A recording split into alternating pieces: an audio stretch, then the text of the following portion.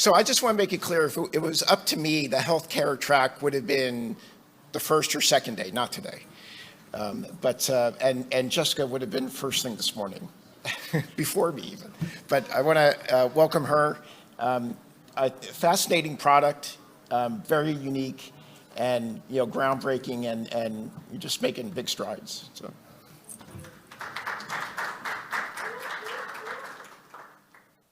I feel naked without my mask on my face. Isn't that interesting that we get to that point? Thank you all for being here. I know it's the last section on the last day, and you're troopers for being here, so I really appreciate it. And I really enjoyed those of you who are here for Abraham's talk. Really amazing things that they're doing there at Children's Hospital in Colorado. And also a good segue and base for what I talk about as well. So I'm a clinical psychologist, and I'm housed in Colorado as well. Abraham and I actually met at a conference in Texas. He came up after I'd done a presentation, and we had so much in common. So for those of you who didn't hear what Abraham had to say, you might want to go back to the link and watch that, because it was some really powerful information. So I am a psychologist in Colorado. I'm a clinical psychologist, and I'm also I work with all age ranges, but I also specialize in working with children, and I'm a registered play therapist supervisor, which means that I have done a lot of work and research and reading and training and all kinds of things in what it means to play and how important that is for all of us and for all age groups. So in that quest for play and understanding the importance in our lives, I have tried to understand for myself what that really means and what it is important for us to incorporate throughout our lifetimes about play. So in 2011, the tsunami hit in Japan, and some of you may remember hearing about that. And a friend of mine put out a plea on Facebook. We have all these people in this traumatic situation, and we don't have ways to work with them. We don't have materials. So a bunch of people, we all put things together, and we sent it on so that they could do the work that they needed to do in this crisis situation.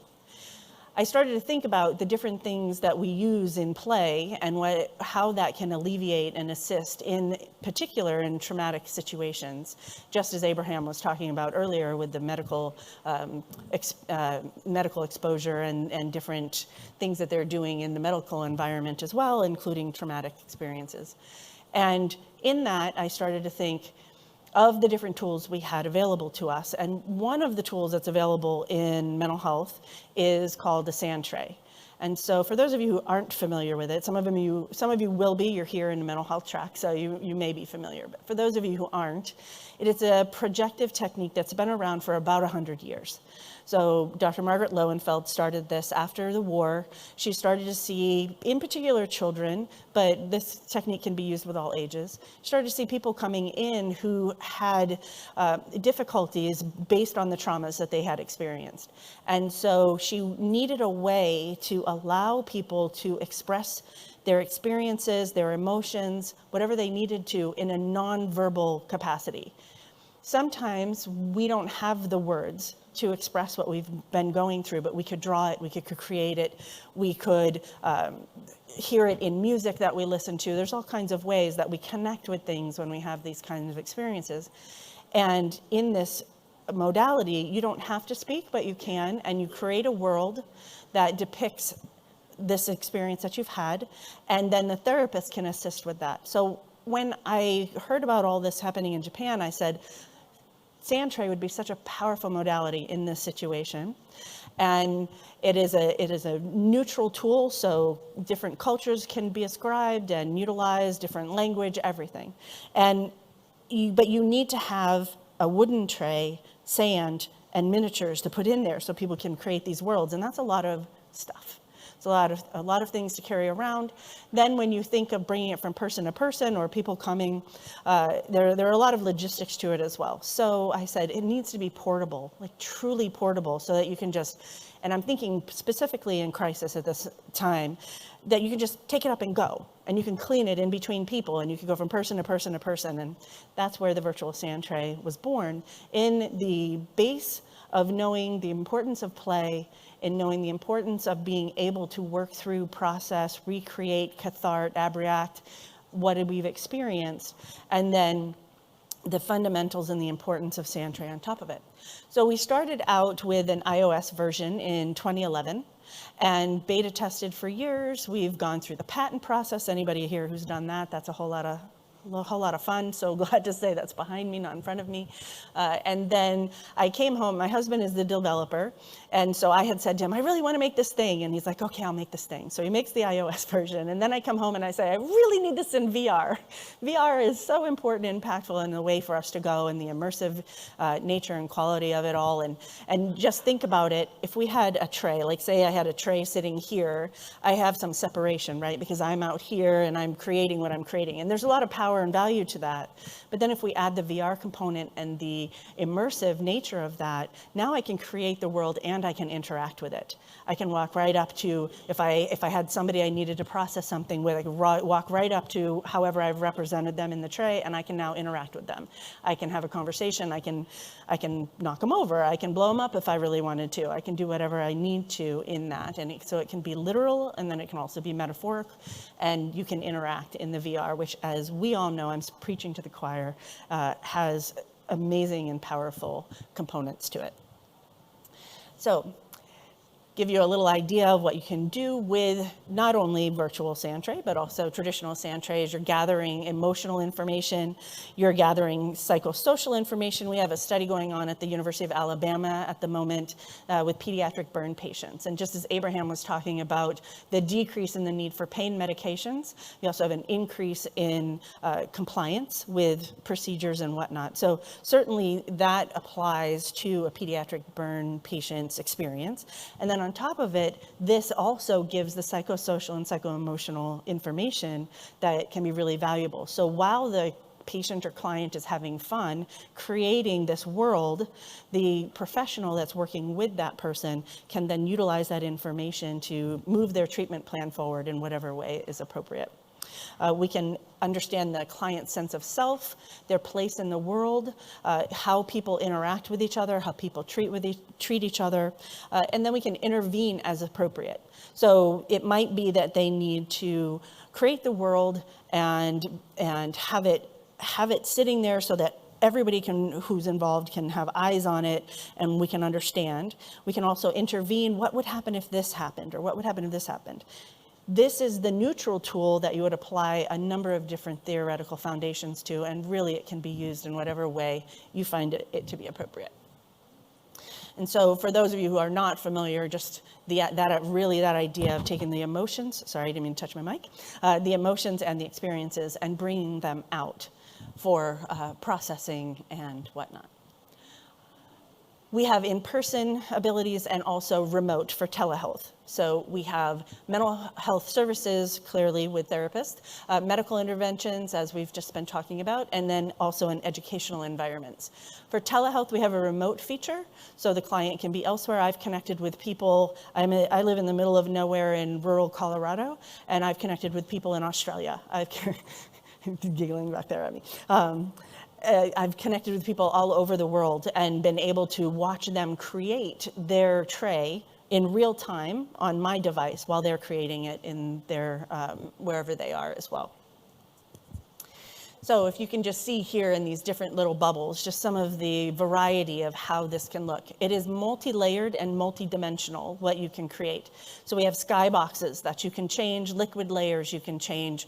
You can have a world underneath. So if we imagine, say, this world here with the castle. So we could have this whole scene here with the castle and the trees and the water and the pathway.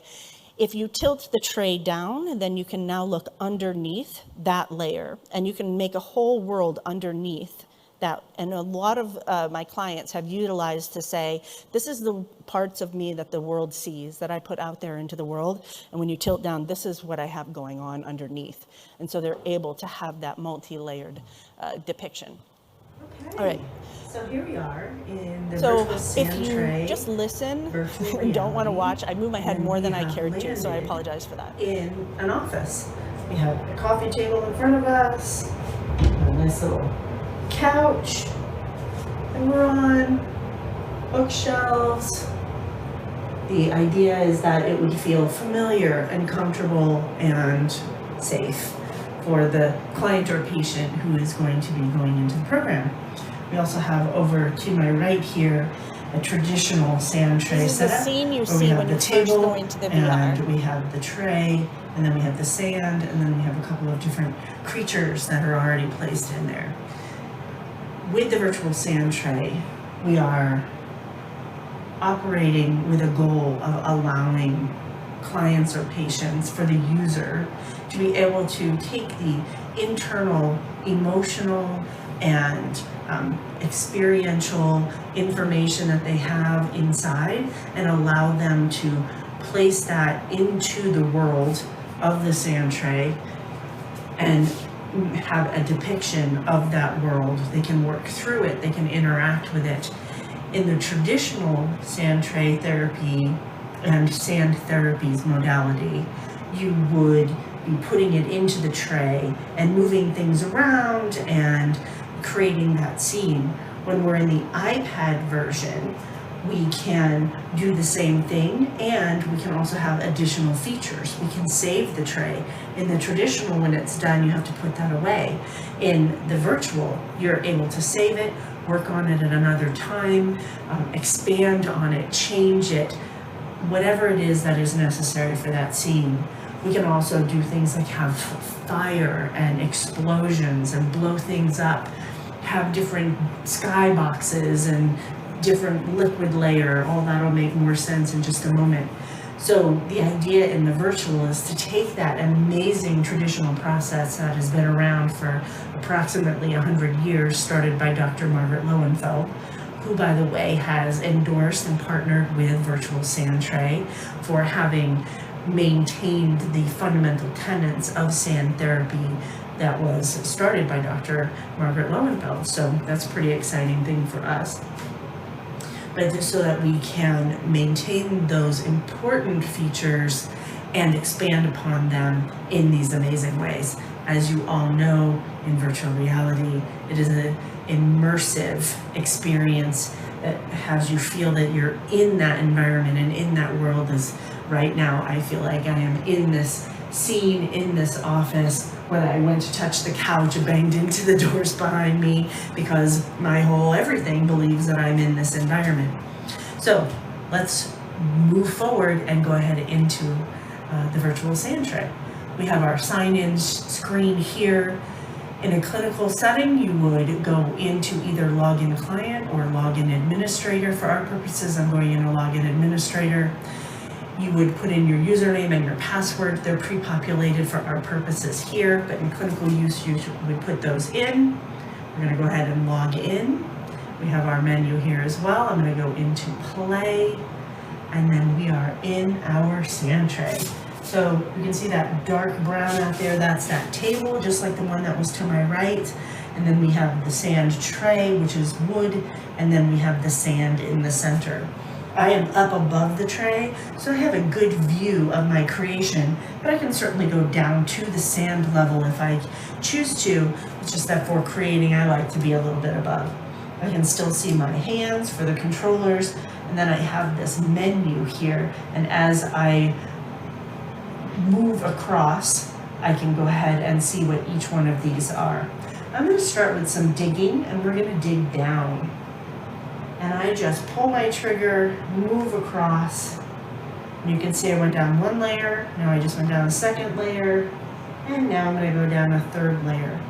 In traditional sand tray therapy, it's very common for the bottom of the tray to be painted blue so that when you dig down in that traditional sand, you get down to that blue layer on the bottom, and it looks like there's water.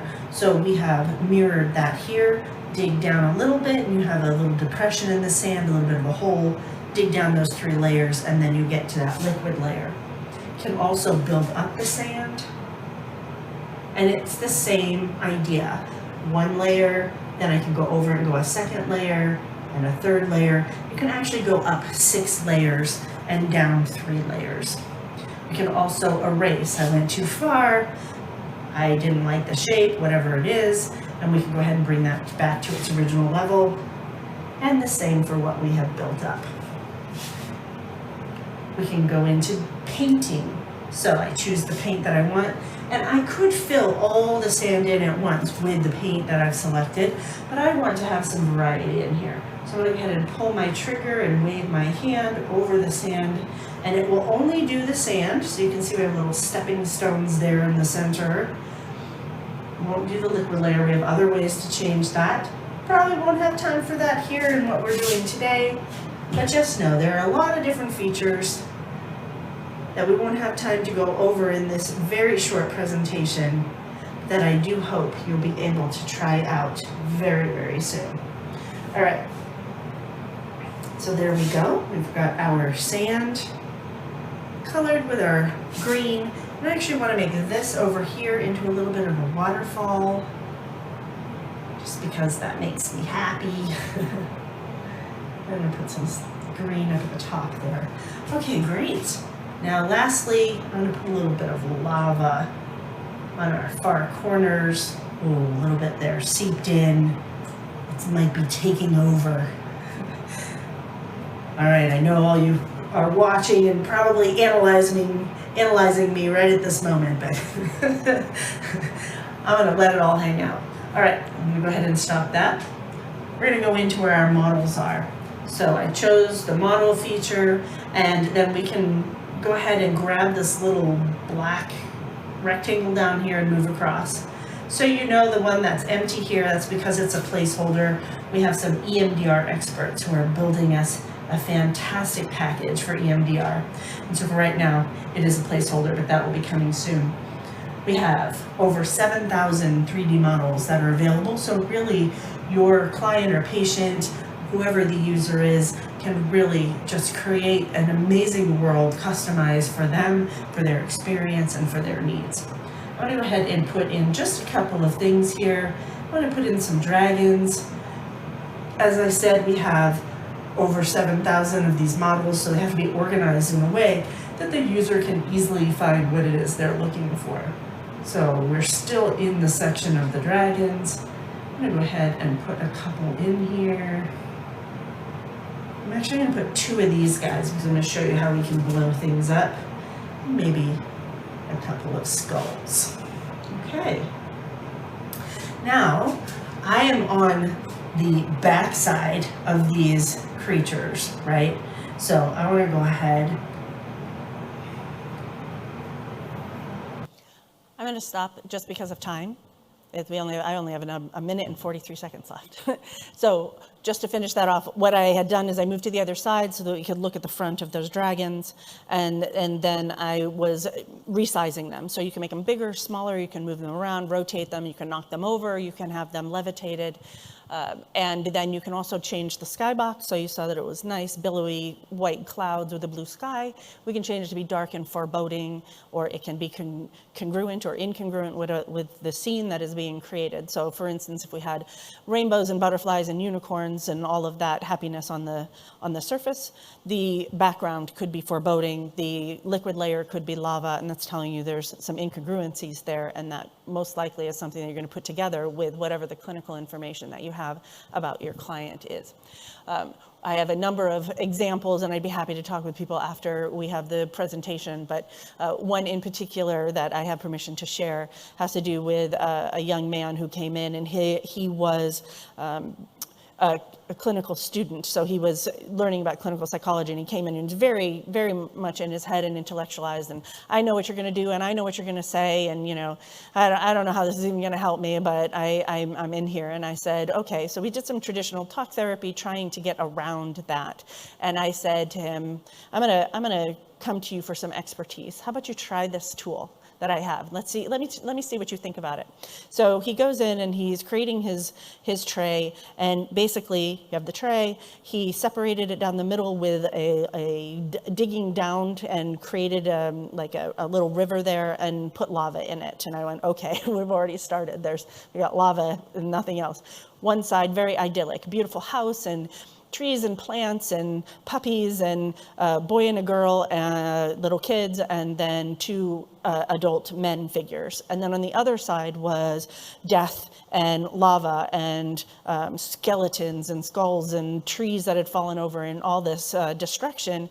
And then three adults in a triangle, shoulder to shoulder, not facing each other. So you can imagine, you know, shoulder to shoulder. They're creating a triangle with their with their bodies, and they aren't interacting at all. And so he said, okay, I'm done. And he lets me see it. And he says, what do you think? And I looked at it and I said, well, what do you think? And he goes, I think I should come out to my parents.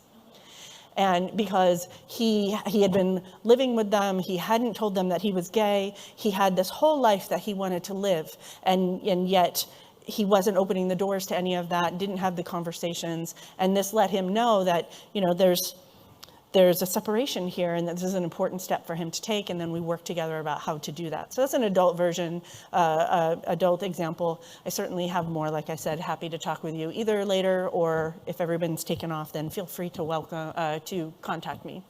We have research going on. I'll just leave that here since I need to stop talking. We also have partners, and we've been endorsed by the Lowenfeld Trust, which is really important for us. That really signifies that we have kept the primary tenets of Sandtray therapy and stayed true to that. Thank you. Please contact me, the information here, and I will leave room probably for one question, Bob? Yeah. Okay. Thank you.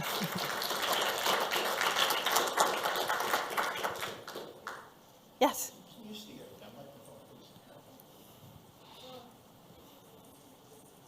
I'm glad I caught you because I just came from the playground where I was playing this, and it's absolutely amazing. I love it. And so I'm Caitlin Krause, and I teach digital well-being and run mindfulness programs for groups of people.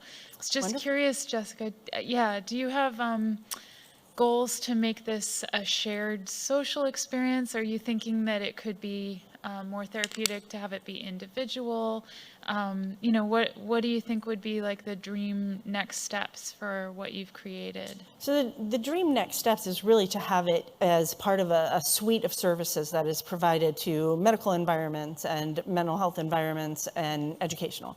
As far as what you're saying, like of how the tool would actually be used, it can be used in a number of ways already. So the iOS version, we can connect with up to 8 people at one time, either in the same place or remotely all over.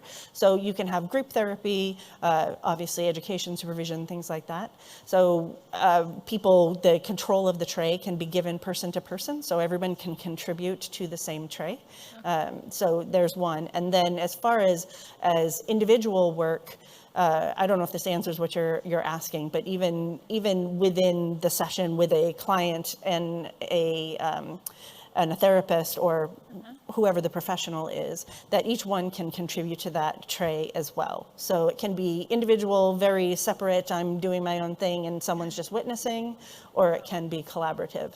And you could save it at the end of the session? Yes, so you save it. So and traditionally you have to clean all that up, right? And then it's gone. Or in the olden days, about 30 years ago when I started doing all this, we had to draw diagrams. Oh, they place this here and this here. And then try as we could to verbatim write down all their story, you know, whatever their narration of it was. And in this, you can save it. You can do screenshots. You can do video with or without sound. So you can just record their narration. There are confidentiality features, login, end-to-end encryption, no personal health information is collected. So all of those boxes that are so important to us in a clinical sense, we have ticked off. Thank you very Absolutely. much. Yeah. Thank you for the question. Hi. Hello, Helen Pope from Royal Yes. Holloway and Story Futures. Really interesting and impressive. I can imagine using it a lot with the children I work with in the UK. I'm just wondering how you've used the tool, I guess, as a sort of measurement of change, whether there's any way that you can use it Absolutely. within the session or in terms of your outcome measurements. One of my favorite ways to do that is because you can save the trays. So you can save them as long as you use the client's username, which is whatever you chose for it to be. They like Harry Potter, Harry 42, like, you know, whatever you want to make it be, all the trays that are created by that user are saved under that username. So as a clinician, I go back and they're all date and time stamped. So I go back and I say, oh, okay, so they did this and this and this. What are the themes that are running through? What are the similar? What's different? Did they regress? Did they progress? You know, that I can really, it's beautiful because you can go from date to date to date and watch that progression. And of course, the hope is that the later ones are going to have the healthier scenes that are going on for sure. So you can certainly do it that way. You can print off screenshots. You know, you can fit it into your electronic health records and evaluate it that way as well. Is that part of what you were asking? Thank you. We've been struggling with how we might develop some in-game measurements for our things so that the kids are not filling in things before and after and having a whole raft of psychological measures. It's great because then even if I just recently had a client come back and I haven't seen him for 8 years and he has done trays back then and he came in and now he's a teenager and he's like, hey, remember that thing that I did? Because he's really elaborate and I don't have time to get into all of it, but he was going through and he hid certain things. He hid these poison barrels and going around corners, and basically he was saying, you know, life is full of things that you don't expect. And so he created that for himself, and at the end there was this treasure box and then behind it was this big spider and it was still danger, and we worked through all that stuff and he's like, remember when I did that? And I said, yeah, and we pulled it right up from 8 years ago. And he was amazed. He was very happy. Thanks. Yeah, thanks for the question. All right. Jessica, thank you so much. Thank you, Bob. Thank you, everybody, for being here.